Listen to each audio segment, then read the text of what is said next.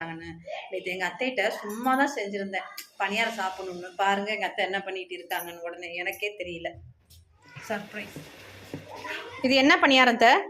இது கந்தரப்பம்னு பேர்ப்பா. எப்படி பண்ணுறது? அரிசி ஒரு உலக்கு எடுத்தோம்னாக்க தலைத்தட்டை எடுக்கணும். அதுக்கு மேலே குவியெல்லாம் உளுந்து போட்டுட்டு ஒரு ஸ்பூன் வெந்தயம் போட்டு ஊற வைக்கணும்.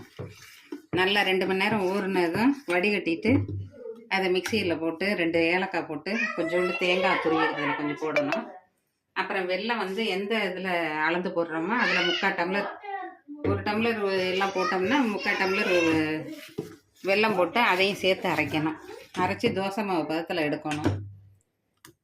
எடுத்து அதை கொஞ்சம் கொஞ்சமாக எண்ணெயில் ஊற்றணும். ஓகே.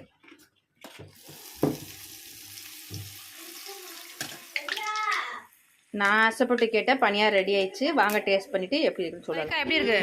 நல்லா இருக்கு. ஆ நல்லா இருக்கு. கதிரா எப்படி இருக்கு?